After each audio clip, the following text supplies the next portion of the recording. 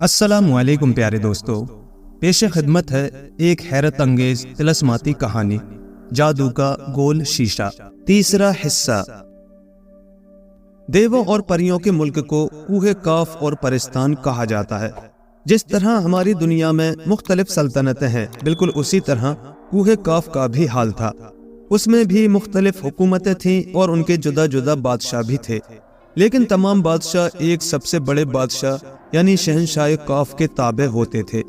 پہلے کل پرستان کا شہنشاہ اندر تھا، جو عام طور پر راجہ اندر کے نام سے مشہور ہے۔ اس کے بعد وہاں کا سب سے بڑا بادشاہ ککما کگ ہوا۔ جن دنوں گول شیشہ حاصل کیا گیا تھا، پرستان میں یہی بادشاہ ککما کگ حکومت کر رہا تھا۔ اس نے اولاد کی تمنا میں 500 پریوں سے شادی کی، مگر وہ پھر بھی اولاد سے محروم رہا۔ یہی اس کے لیے ایک ایسا دکھ تھا جو بادشاہ کو گھن کی طرح کھائے جا رہا تھا۔ بڑھاپے کی وجہ سے بادشاہ ککما کگ اولاد سے محروم اور مایوس ہو چکا تھا، اور وہ یہ سوچا کرتا تھا کہ جب جوانی کے عالم میں 500 پریوں میں سے کسی ایک پری سے بھی اس کے اولاد نہ ہو سکی، تو بڑھاپے میں اس کی کیا اولاد ہو سکتی ہے۔ بادشاہ اپنی بد نصیبی پر رات کے وقت چھپ کر رویا کرتا تھا۔ اسے اپنی پریوں سے اس قدر نفرت ہو چکی تھی کہ وہ ان میں سے کسی کو بھی اپنی خوابگاہ میں آنے تک نہ دیتا تھا۔ وہ سب بھی بہت پریشان تھیں۔ ان میں سے جو اب تک حیات تھیں، بادشاہ کے خوابگاہ میں جانے سے ڈرتی تھیں، کیونکہ اس سے قبل بادشاہ ککما کگ کی متعدد بیویاں اس کی خوابگاہ میں بلا اجازت داخل ہونے کے جرم میں قتل کی جا چکی تھی۔ اس کی طرف سے تمام پریوں کو حکم دے دیا گیا تھا کہ کوئی بھی خوابگاہ میں داخل ہونے کا ارادہ نہ کرے۔ اگر کسی پری کو اس سے ملنے کی کسی وجہ سے شدید ضرورت درپیش ہو تو وہ داخلے سے پہلے باقاعدگی کے ساتھ اجازت حاصل کرے۔ اس کو تقریباً تمام پریوں سے نفرت ہو چکی تھی۔ ان میں سے ایک پری جو اس کی تمام بیویوں میں سے سب سے چھوٹی تھی، اسے بادشاہ سے بے حد محبت تھی۔ جب بادشاہ ککما کگ نے دوسری پریوں کی طرح اس سے بھی ملنا ترک کر دیا تو اس کو از حد صدمہ ہوا۔ اس نے کئی بار بادشاہ سے ملاقات کرنے کا ارادہ کیا، لیکن اس کو ایک بار بھی موقع نہ مل سکا۔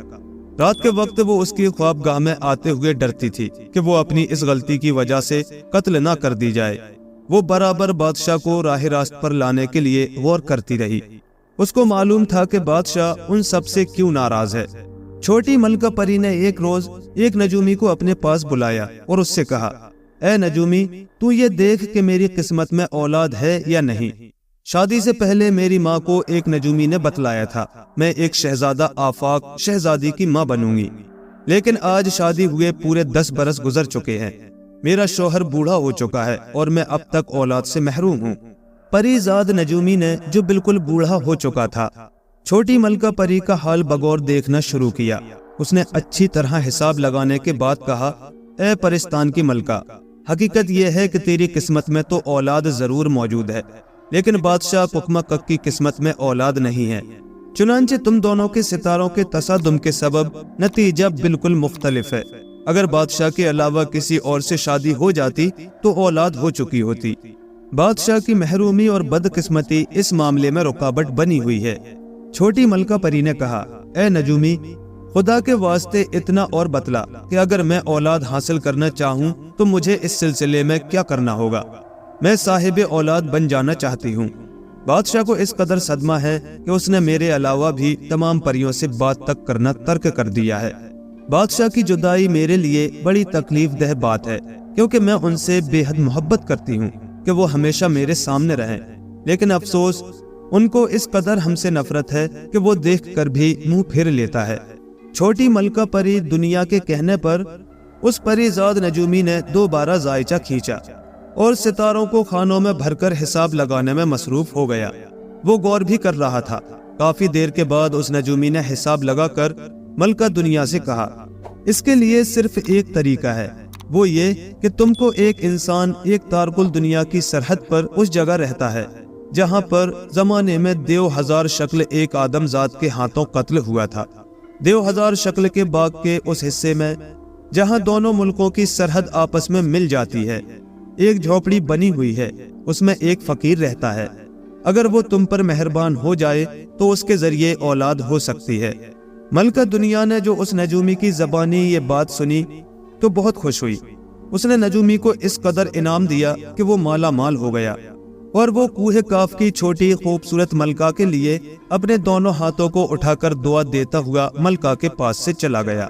چھوٹی ملکہ پری دنیا کو اس پر بے حد بھروسہ تھا، اور وہ جانتی تھی کہ ایک نہ ایک دن اس نجومی کی بتلائی ہوئی بات ضرور پوری ہو جائے گی۔ اب ملکہ پری دنیا نے اس بات کا اچھی طرح سے فیصلہ کر لیا تھا کہ خواہ وہ قتل کیوں نہ کر دی جائے، لیکن وہ شوہر کو راضی کرنے کی پوری کوشش کرے گی۔ وہ پوری غور کرنے لگی کہ بادشاہ کو منانے اور راضی کرنے کا کیا طریقہ کام میں لائے۔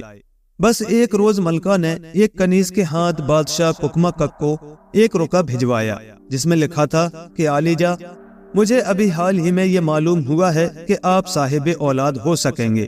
اولاد بھی اتنی خوبصورت ہوگی کہ آپ اسے دیکھتے ہی باغ ہو جائیں گے۔ اگر آپ کو اولاد کی تمنا ہو تو میرے لیے کچھ وقت نکالا جائے اور مجھے اپنے سامنے حاضر ہونے کی اجازت دے دی جائے۔ چنانچہ ایک کنیز نے چھوٹی ملکہ دنیا کا نامہ بادشاہ ککما کک کے پاس بھیج دیا۔ بادشاہ نے جو اپنی چھوٹی بیگم کا یہ رکا پڑھا تو وہ حیران رہ گیا۔ اگرچہ بادشاہ اس بات پر یقین کرنے کے لیے تیار نہ تھا، البتہ اس نے ملکہ دنیا کو حاضر ہونے کی اجازت دے دی، اور اجازت نامے پر بادشاہ نے اپنی مہر لگا دی۔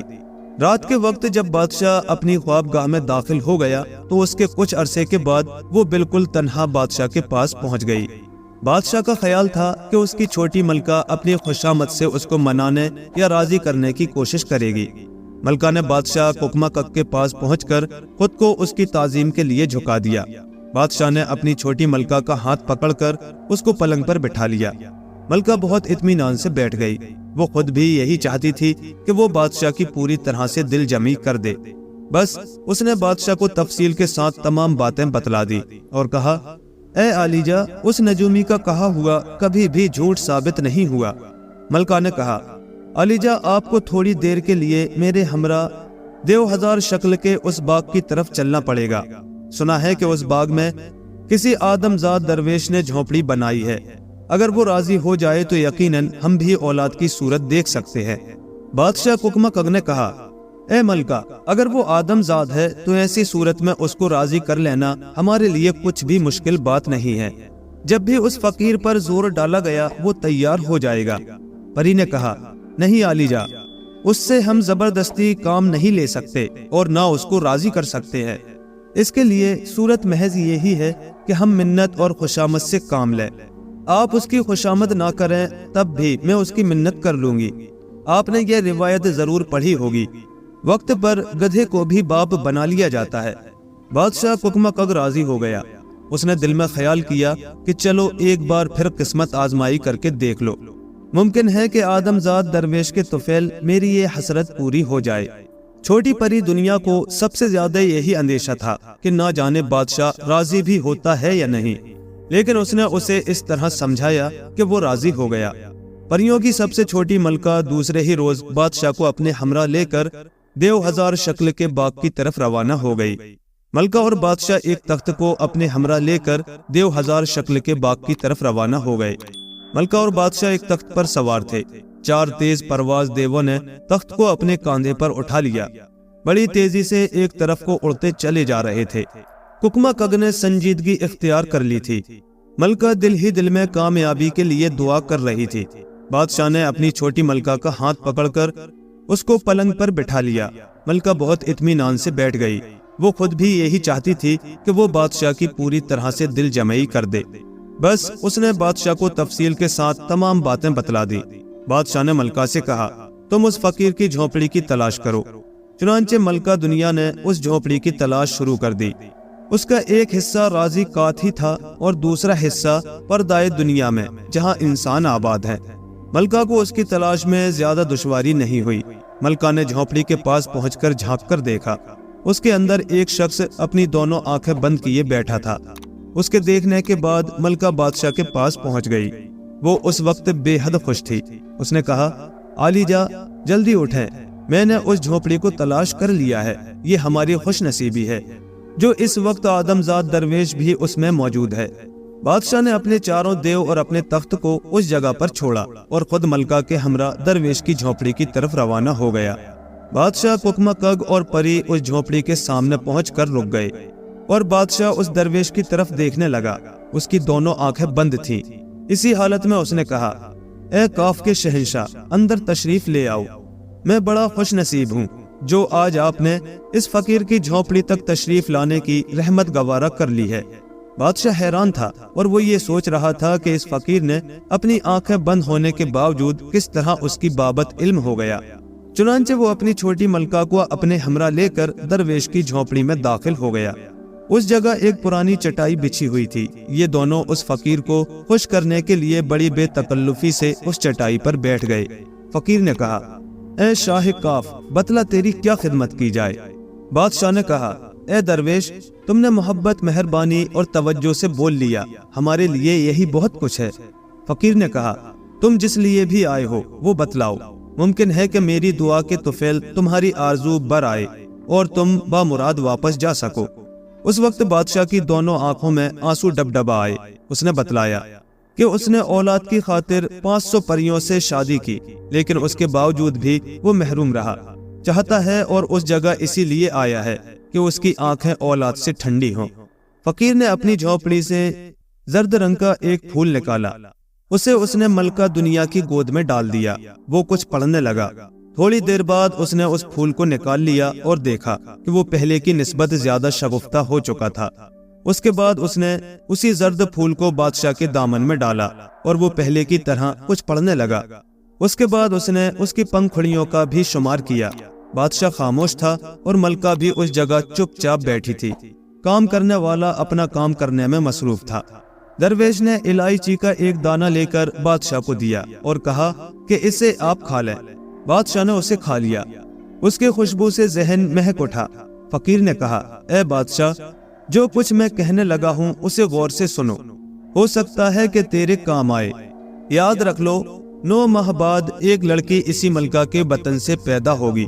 لڑکی اس قدر خوبصورت ہوگی کہ تمام پرستان میں اس کے حسن و جمال کی دھوم مچ جائے گی۔ جو بھی اس خوبصورت شہزادی کو دیکھ لے گا وہی اس کی تعریف کرنے لگے گا۔ بادشاہ ککما کگ بہت خوش ہوا۔ وہ یہی چاہتا تھا کہ اولاد ہو جائے۔ اچانک درویش نے ایک بڑے خطرے کا اظہار کر کے ان دونوں کی خوشیوں اور تمناؤں کا خون کر دیا۔ اس نے کہا، اے بادشاہ، شہزادی کے لیے آپ کو متوت اور 4 سال تک احتیاط سے کام لینا پڑے گا۔ جب اس کی عمر 12 سے لے کر 16 برس تک کی ہوگی تو اس کو کسی ایسے مقام پر رکھا جائے کہ جہاں کوئی بھی اس کو دیکھ نہ سکے، یہاں تک کہ اس 4 سال کے دوران میں تم کو بھی اسے دیکھنے کی اجازت نہیں ہے۔ البتہ اس کی ماں اس کے پاس رہ سکتی ہے اور اسے دیکھ سکتی ہے۔ اے بادشاہ، اگر اس دوران میں کسی نے بھی اس شہزادی کو دیکھ لیا تو پھر اس کی زندگی میں بے پناہ دشواریاں پیدا ہو جائیں گی۔ اگر شہزادی مری نہیں تب بھی وہ زندہ پری زادوں میں شمار نہ ہو سکے گی۔ 4 سال تک بڑی حفاظت کی ضرورت ہے۔ بادشاہ نے کہا، میں اس کی ماں کو 4 سال کے لیے اس کے پاس چھوڑ دوں گا۔ اس کے سوا کوئی بھی اس کے پاس نہ جائے گا۔ جس طرح بھی ممکن ہوگا ہم 4 برس تک اس کی حفاظت کر سکیں گے۔ کچھ دیر بعد یہ دونوں وہاں سے واپس لوٹے اور اپنے محل میں پہنچ کر بادشاہ ککما کگ کو پوری طرح اس بات کا یقین ہو گیا تھا کہ آدم زاد فقیر نے جو بھی کہا ہے وہ ضرور ہو کر رہے گا۔ وہ اطمینان کے ساتھ اپنی اس ملکہ کے ساتھ زندگی گزارنے لگا، اگرچہ یہ چیز دوسری بیگموں کے لیے ناگواری کا موجب بن چکی تھی، مگر بادشاہ کے خوف سے کسی نے ایک لفظ تک اپنی زبان سے نہ نکالا۔ ان کو بادشاہ سے اس قدر ہمدردی ضرور تھی کہ وہ اس کی اولاد کے لیے برابر دعائیں کرنے میں مصروف رہتی تھیں۔ خدا کی قدرت، پورے 9 ماہ کے بعد چھوٹی ملکہ کے ایک لڑکی پیدا ہوئی جو بے حد خوبصورت اور پیاری تھی۔ اس کے جسم کا رنگ سونے کی طرح سنہری اور چمکدار تھا۔ بادشاہ نے بھی اس خوشخبری کو سنا۔ وہ بے تاب ہو کر اپنی بیٹی کو دیکھنے کے لیے محل میں پہنچ گیا۔ شہزادی اپنی ماں کے سینے سے لگی ہوئی تھی۔ ملکہ کو جب بادشاہ کی آمد کا علم ہوا تو اس نے نومولود شہزادی کو اٹھا کر بادشاہ کی گود میں دے دیا۔ وہ رانی معلوم ہو رہی تھی۔ بوڑھا بادشاہ اس کو دیکھ کر اس قدر خوش ہو رہا تھا کہ اس نے بے اختیاری کے عالم میں اسے اپنے سینے سے لگا لیا اور پیار کرنے لگا۔ بادشاہ نے اپنی تمام زندگی میں اس قدر پیارا بچہ کبھی نہیں دیکھا تھا۔ اس نے بچی کو پیار کر کے دوبارہ اس کی ماں کے پاس دراز کر دیا اور دونوں ہاتھوں کو اٹھا کر شہزادی کی عمر درازی کے لیے دعا کی۔ شہزادی کی ولادت کی خبر تمام پرستان میں پھیل گئی۔ پریوں اور پریزادوں نے اپنی طرف سے بے اندازہ خوشی کا اظہار کیا۔ جو لوگ شہنشاہ ککمکک کے رفیق تھے وہ تو بے حد خوش ہوئے، کیونکہ بادشاہ کے بوڑھا ہونے کی وجہ سے ان کو اب اس کی اولاد کی امید نہ رہی تھی۔ اس کی پیدائش کے سبب پریزاد بادشاہ کی جانشینی کا مسئلہ بھی حل ہو گیا، ورنہ ابھی تک کسی کو یہ بھی معلوم نہ تھا کہ بادشاہ ککمکک کے بعد ان کا شہنشاہ کون بنے گا۔ شہزادی کی ولادت کے بعد ہر ایک کو اس بات کا علم ہو گیا کہ تاج و تخت اسی شہزادی کو وراثت میں مل سکے گا۔ بادشاہ بیٹی کے ہونے کی خوشی میں دل کھول کر خیرات کے لیے خزانے کے منہ کھول دیے۔ بادشاہ نے کہا، جس قدر بھی خیرات کی جائے کرو، اور تمام شہر کو آئینے کی طرح سجا دو اور ہر طرف چراغاں کیا جائے۔ دوسرے بادشاہوں کی طرف سے ککمکک کے پاس مبارکبادی کے پیغام آنے لگے۔ بادشاہ کو چھوٹی شہزادی سے اس قدر محبت ہو گئی تھی کہ وہ اپنا زیادہ تر وقت اسی کے پاس گزارا کرتا تھا۔ چنانچہ شہزادی کو بڑی محبت اور شفقت کے ساتھ پرورش کرنا شروع کر دیا گیا۔ اس کی تندرستی اچھی تھی۔ جو جو وہ بڑی ہوتی جا رہی تھی تو اس کی خوبصورتی میں اضافہ ہوتا جا رہا تھا۔ کوئی بھی یہ نہ جانتا تھا کہ شہزادی اس قدر حسین اور خوبصورت ہوگی۔ اس کے باپ کا خیال تھا کہ حسن و جمال میں اس کی بیٹی کی کوئی بھی پری برابری نہ کر سکے گی۔ 5ویں سال اس کو تعلیم کی طرف راغب کیا گیا۔ وہ بڑی ذہین اور سمجھدار تھی۔ اس کی آواز میں مٹھاس اور باتوں میں عمدہ قسم کا خلق موجود تھا۔ شہزادی اس قدر شیریں گفتار تھی، جو بھی ایک بار اس سے بات کر لیتا تھا اس کے پاس سے آنے کو دل نہیں چاہتا تھا۔ وہ معصوم اور دانش نظر آتی تھی۔ رعایا خاص طور پر اس کو پسند کرنے لگی تھی۔ ان کا اس کے متعلق اپنا ذاتی خیال یہی تھا کہ شہزادی بڑی رحمدل ہوگی، اور جب بھی وہ اپنے باپ کی جگہ شاہی تخت پر بیٹھے گی تو وہ اپنے باپ سے بھی زیادہ رحم سے کام لیا کرے گی۔ شہزادی اس قدر ذہین تھی کہ اس نے تھوڑی ہی عمر میں فنون سپاہ گری میں کافی مہارت پیدا کر لی۔ شہزادی کے لیے ایک ترک اتالیق مقرر کر دیا گیا تھا۔ جب اس کی عمر 10 برس کی ہوئی تو بادشاہ نے ملکہ اور شہزادی کے لیے اپنی خوابگاہ کے نیچے تہ خانے کی تعمیر کا کام شروع کیا۔ بادشاہ نے حکم دیا کہ زمین دوز تہ خانہ اس قدر خوبصورت بنایا جائے کہ وہ محل کے اوپر والے حصے سے بھی زیادہ خوبصورت اور خوشنما معلوم ہو۔ بادشاہ نے تہ خانے کی تعمیر کے لیے بہترین قسم کے کاریگر لگا دیے تھے۔ بادشاہ نے انہیں حکم دے رکھا تھا کہ وہ صرف 1 سال کے اندر اندر اس کام کو مکمل کر دیں۔ بے شمار مزدوروں اور اچھی قسم کے بہت سے کاریگروں نے اس کام کو انجام دینا شروع کر دیا، اور کام کی رفتار اتنی تیز ہو چکی تھی کہ اس کی تکمیل وقت سے پہلے ہی ہو جائے گی۔ غرض جب وہ تہ خانہ بن گیا اس وقت وزیر اعظم نے بادشاہ اور ملکہ کو وہ دکھلایا۔ تہ خانہ کافی وسیع تھا۔ اس جگہ جھولا بھی ڈال دیا گیا تھا، کیونکہ بادشاہ جانتا تھا کہ اس کی بیٹی کو جھولا جھولنے کا بہت زیادہ شوق تھا۔ بادشاہ نے کہا، اے ملکہ، تمہیں شہزادی کے ساتھ پورے 4 سال رہنا پڑے گا۔ میں اس کے متعلق تمہارے سوا کسی بھی پری پر بھروسہ کرنے کے لیے تیار نہیں ہوں۔ شہزادی کی ماں نے کہا، عالی جا، اس کے لیے اگر مجھے تمام عمر بھی اس تہ خانے میں رہنا پڑے میں تب بھی اپنی بیٹی کے ہمراہ اس تہ خانے میں باخوشی زندگی گزار سکتی ہوں۔ بادشاہ نے کہا، اے ملکہ، یہ تو درست ہے، لیکن شہزادی کے متعلق نہیں کہا جا سکتا کہ وہ کس طرح اس تہ خانے میں وقت گزار سکے گی۔ ملکہ نے کہا، عالی جا، میں اپنی بیٹی کی عادت کو خوب اچھی طرح جانتی ہوں۔ آپ کو فکر کرنے کی بالکل بھی ضرورت نہیں ہے۔ صرف 2-4 دن وہ ضرور گھبرائے گی۔ اس کے بعد جب میں تمام باتیں اس کے گوشے گزار کر دوں گی تو شہزادی بھی میری طرح باخوشی تہ خانے میں رہنا منظور کر لے گی۔ یہ مقام میں نے اسے بھی دکھا دیا ہے۔ اس کا کہنا ہے کہ تہ خانہ محل کی ہر عمارت سے زیادہ خوبصورت اور دلکش ہے۔ غرض یہ کہ باتوں باتوں میں ملکہ نے بادشاہ کو اس بات کا یقین دلا دیا کہ ملکہ ضرور شہزادی کو لے کر اس تہ خانے میں رہے گی، اور 4 سال کا عرصہ جلد ہی گزر جائے گا۔ چنانچہ ابھی شہزادی 12.25 برس کی ہی ہوئی تھی کہ چھوٹی ملکہ بادشاہ کے کہنے کے مطابق اس تہ خانے میں پہنچ گئی۔ بادشاہ بھی ان کے ہمراہ تھا۔ بادشاہ نے ملکہ سے کہا، سنو ملکہ، تمہیں شہزادی کو اس جگہ اکیلا چھوڑ کر باہر آنے کی ضرورت نہیں۔ تمہاری ضرورت کی تمام چیزیں اس جگہ پہنچا دی جائیں گی۔ تہ خانے کا چھوٹا سا دروازہ تھا، رہنے کی جگہ سے باہر کی طرف جو گلیارہ سا بنا ہوا تھا۔ بادشاہ نے کہا، اے ملکہ، جو بھی سامان لے کر اس جگہ آئے گا وہ خود اس جگہ سے آگے نہ بڑھ سکے گا، تم کو خود اس جگہ پہنچ کر چیزیں لے جانی ہوں گی۔ غرض یہ کہ بادشاہ نے تمام احتیاط کی باتیں ملکہ کو بتلا دی۔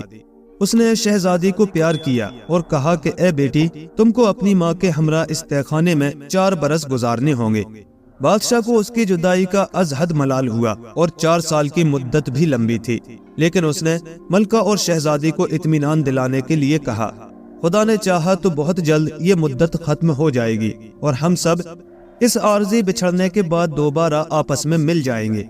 ملکہ عقل مند تھی، اس نے باتوں باتوں میں شہزادی کو اس خطرے سے آگاہ کر دیا تھا اور بتلا دیا تھا کہ محض اس کے تحفظ کے پیش نظر اس تہہ خانے کو بنایا گیا تھا اور جب تک اس کی عمر پورے 16 برس کی نہ ہو جائے اس کو اس جگہ رہنا پڑے گا۔ شہزادی اگرچہ تنہائی سے گھبرا جانے والی تھی، لیکن جب اسے یہ معلوم ہوا کہ اس کے لیے 4 سال بے حد خطرناک ہیں، تب مجبوراً اس نے اپنے والدین کے فیصلے پر اپنا سر جھکا دیا۔ چند دنوں تک بادشاہ خود اس تہہ خانے میں پہنچ کر ملکہ اور شہزادی سے ملتا رہا۔ جب 12واں سال شروع ہونے والا تھا، ابھی کچھ 3-4 روز باقی تھے، بادشاہ نے ملکہ سے آخری ملاقات کی اور کہا اگر زندگی ہوگی تو 4 برس کے بعد دوبارہ مل جائیں گے۔ بادشاہ کو شہزادی کی جدائی کا بے حد ملال تھا، اسے اس سے اس قدر محبت ہو چکی تھی کہ وہ ہر وقت اس کو اپنے سامنے رکھتا تھا۔ چنانچہ اس طرح ملکہ اور شہزادی کا سلسلہ ہر ایک سے منقطع ہو چکا تھا اور شاہی تہہ خانے میں خود ملکہ اور شہزادی گن گن کر دن گزار رہی تھیں۔ ملکہ نے شہزادی کے ٹھہرنے کے لیے ایسا مقام تجویز کر دیا تھا کہ جہاں دوسرے کی نگاہ نہ جا سکتی تھی۔ بادشاہ ہر قسم کی ضرورت کا سامان خود پہنچا دیتا تھا، وہ خاموشی سے جاتا اور خاموشی سے واپس لوٹ جاتا تھا۔ جہاں وہ شہزادی کی صورت دیکھنے سے محروم تھا، وہاں اس نے ملکہ سے ملاقات بھی نہیں کی تھی۔ اس نے عہد کر لیا تھا کہ وہ 4 سال گزر جانے کے بعد ہی بیٹی اور اس کی مائی کا منہ دیکھے گا۔ بادشاہ نے وزیر کو حکم دے دیا تھا کہ جب تک پرستان کی پریاں اپنی نحوست کے 4 سال گزار کر اس تہہ خانے سے باہر نہ آ جائے، اس وقت تک خیرات کا سلسلہ برابر جاری رکھا جائے۔ پریوں اور پریزادوں کا گروہ شہزادی کی خیریت کے لیے ہر وقت دعا مانگنے میں مصروف رہتا تھا۔ پورا سال بھر گزر گیا، بادشاہ کو یقین تھا کہ کوئی بھی اس تہہ خانے میں پہنچ کر شہزادی کی صورت نہ دیکھ سکے گا۔ داخل ہونے والے راستے پر بادشاہ نے سخت پہرا لگا دیا تھا، جن کو یہ حکم دیا جا چکا تھا کہ جو بھی اس طرف کا قصد کرے اس کو بلا حجت قتل کر دیا جائے۔ صرف بادشاہ دن میں 2 مرتبہ اس تہہ خانے میں جاتا تھا اور ضرورت کا سامان رکھ کر واپس آ جاتا تھا۔ شہزادی اپنی ماں سے باتیں کرتی رہتی تھی، اس کی خوبصورتی میں اور بھی اضافہ ہو گیا تھا۔ وہ کہا کرتی تھی ملکہ عالم جب عالیجا ہم دونوں کو اس تہہ خانے سے باہر نکلتے دیکھیں گے تو وہ نہ جانے کس قدر خوش ہوں گے۔ ملکہ نے کہا بیٹی ان کو اس قدر خوشی ہوگی جس قدر تمہاری پیدائش کے وقت ہوئی تھی۔ اس طرح پورے 2 برس گزر گئے۔ بادشاہ نے شہزادی اور ملکہ کے دل بہلانے کے لیے چوسر اور شطرنج بھی تہہ خانے میں بھجوا دیا تھا تاکہ کسی نہ کسی قسم کا کھیل کھیل کر اپنا وقت گزار سکے۔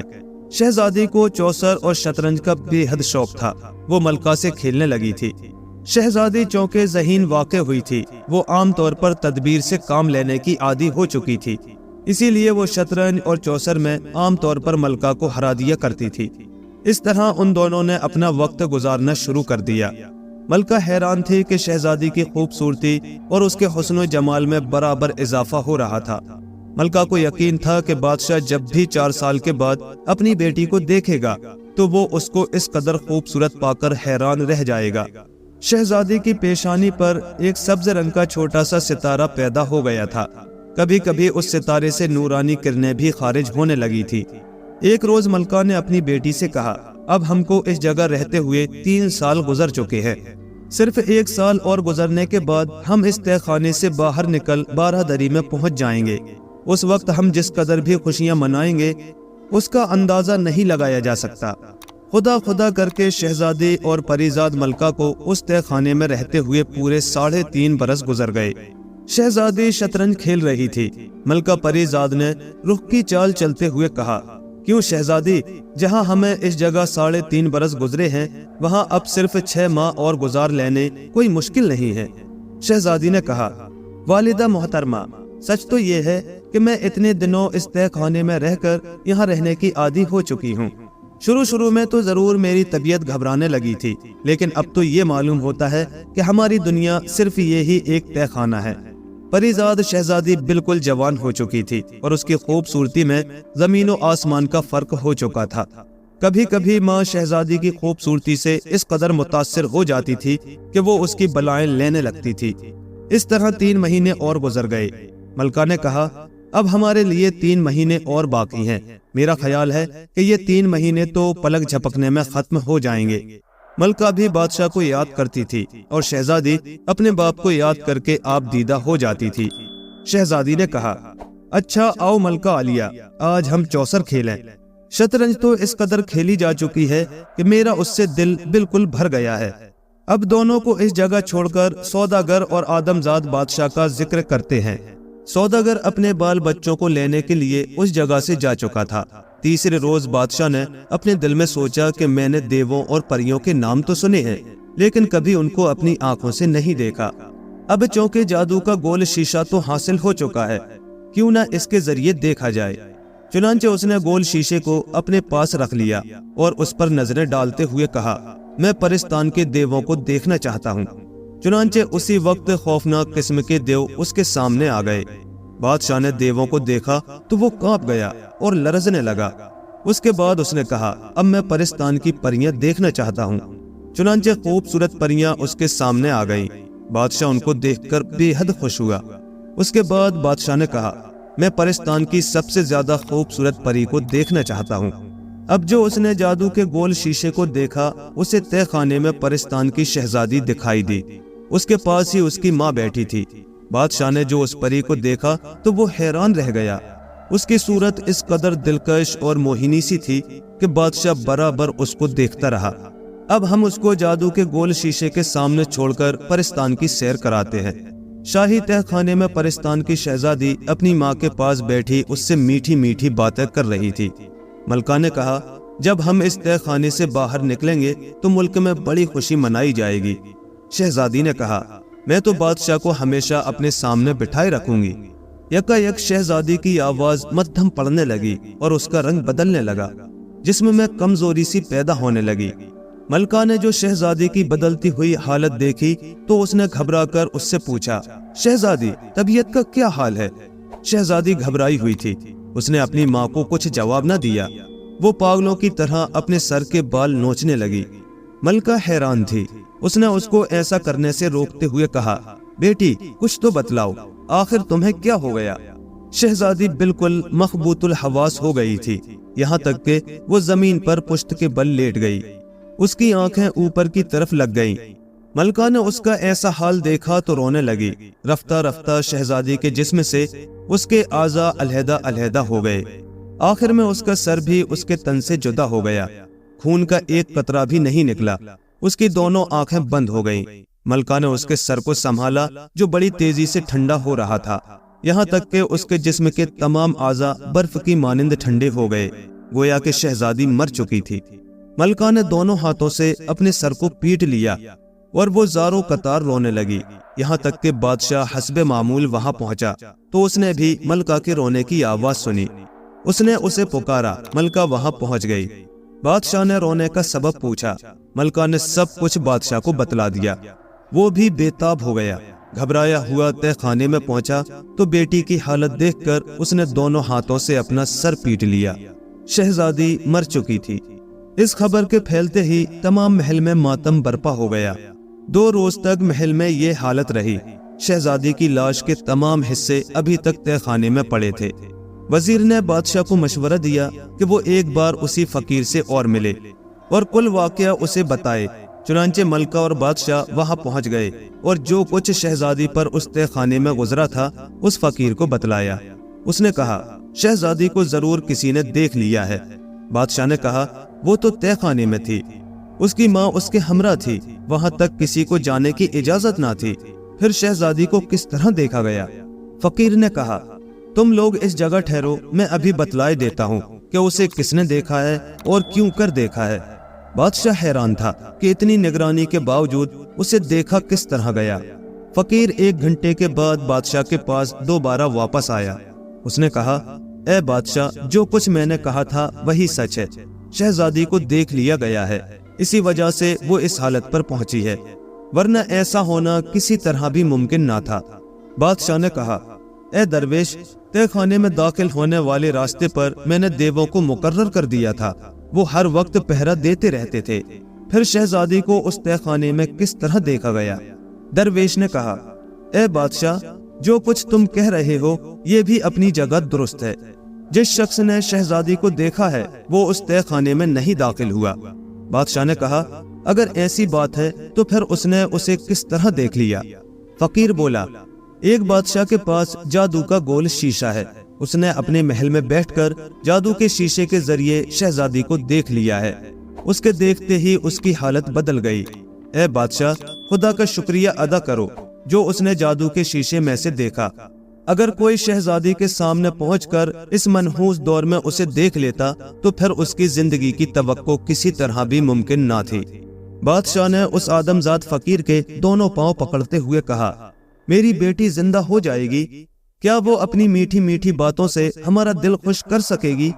फकीर ने कहा, फिलहाल उसकी तवक्को में तुम अगर चाहो तो उसको आसानी से दोबारा असली हालत पर वापस ला सकोगे, लेकिन उसकी जिंदगी के लिए तुमको दुनिया का एक नायाब तोहफा जाया करना पड़ेगा।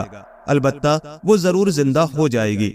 शाह परिस्तान ने कहा, अगर शहजादी की जिंदगी के लिए मुझे परिस्तान की अपनी तमाम सल्तनत भी कुर्बान करनी पड़े तब भी मैं उसको इस कीमत पर हासिल करने के लिए तैयार हूँ। मलका ने कहा, ए नेक इंसान, हमारी अजीमुश्शान सल्तनत शहजादी की जिंदगी से ज्यादा कीमती नहीं है। हम हर कीमत पर उसको जिंदा और सलामत देखने की तमन्ना रखते हैं। आप बतलाएं कि उसको असली हालत पर लाने के लिए हमको किस तोहफे को जाया करने की जरूरत है? फकीर ने कहा, वो तोहफा भी उसी बादशाह के पास है जिसने शहजादी को अपने महल में बैठकर देख लिया है। बादशाह ने कहा, अगर वो तोहफा उस बादशाह के पास है तब भी हम उसको जरूर हासिल कर लेंगे। बतलाइए वो कौन सा तोहफा है? शहजादी की हालत जब से खराब हुई है हमारा खाना पीना और आराम करना भी हराम हो चुका है। बराह करम हमें बतलाएं कि ऐसी हालत में हम क्या करें? दरवेश ने कहा, बादशाह के पास जो जादू का गोल शीशा है, जिस तरह भी मुमकिन हो उसको हासिल कर लिया जाए और उस शीशे को शहजादी के सर पर तोड़ा जाए। उसमें आबे मुख्तर की चंद बूंदें गिरेंगी जिनकी वजह से शहजादी बिल्कुल अपनी असली हालत पर आ जाएगी। बादशाह ने जो ये सुना तो वो बेहद खुश हुआ, क्योंकि उसको यकीन था कि वो आसानी से इस काम को अंजाम दे सकेगा। दरवेश ने कहा, ए बादशाह, जहाँ तक भी मुमकिन हो इस काम को जल्द से जल्द अंजाम दे लो। देर हो जाने में और भी खतरा है। मुझे उम्मीद है कि उस खतरे से कब्ल आप इस काम को अंजाम देने में कामयाब हो जाएंगे। बादशाह और मलका दूसरे साथियों को लेकर उसी वक्त अपने महल की तरफ लौट गया। उसे उसी फकीर के जरिए उस बादशाह का पता भी मालूम हो चुका था।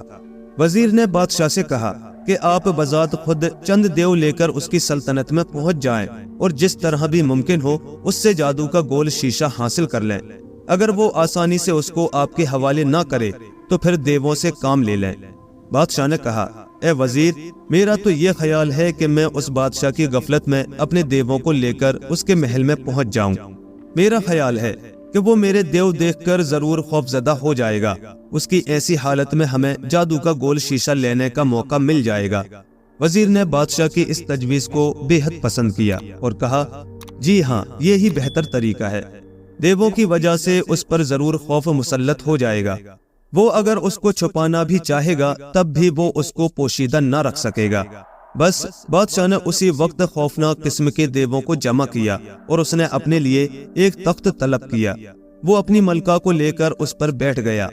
उनमें से 8 देवों ने तो शहनशाह परिस्तान का तख्त अपने कांधों पर उठाया, बाकी देव उसी तरह उसके हमरा हो लिए। परिजाद बादशाह बड़े गुस्से और जलाल की हालत में उस जगह से रवाना हुआ और वो बहुत जल्द उस बादशाह के मुल्क में पहुंच गया। वहां से उसने अपने देवों को हुक्म दिया कि वो शाही तख्त उसी बादशाह के महल की छत पर उतारे। जो देव शाह काफ के हमरा गए थे उनको भी यही हुक्म दिया गया कि वो भी महल की छत पर उतर जाएं। बादशाह के हुक्म की देर थी, आन की आन में तख्त आसमान से बादशाह के महल की छत पर उतर गया और देव भी वहां पहुंच गए। जो ही शाह काफ कुकमाकुग छत से उतरकर बादशाह के महल में अपने देवों के हमरा दाखिल हुआ, आदमजाद बादशाह हैरान हो गया। اس کو جادو کے گول شیشے سے اس قدر دلچسپی ہو چکی تھی کہ وہ اس وقت بھی اس کے ذریعے دنیا کے دوسرے علاقوں کے حالات معلوم کر رہا تھا۔ بادشاہ ککمکگ نے اس جگہ پہنچتے ہی سمجھ لیا کہ جس لال شیشے کو یہ بادشاہ دیکھ رہا ہے وہی جادو کا گول شیشہ ہے جس کے حصول کے لیے وہ اس جگہ آیا ہے۔ آدمزاد بادشاہ نے قداور اور خوفناک صورت والے دیووں کو جو اپنی آرام گاہ میں دیکھا تو اس کے ہاتھ پاؤں پھول گئے اور وہ خوف زدہ ہو گیا۔ پرستان کا بادشاہ پورے جاہو جلال کے ساتھ اس کے سامنے پہنچ چکا تھا۔ آدمزاد بادشاہ کو ایک دیو نے گردن سے پکڑ کر اٹھایا تو اس کی چیخیں نکل گئی۔ جادو کا گول شیشہ تخت پر پڑا تھا۔ بادشاہ ککمکگ نے بڑے اطمینان کے ساتھ ہاتھ بڑھا کر اس شیشے کو وہاں سے اٹھا لیا۔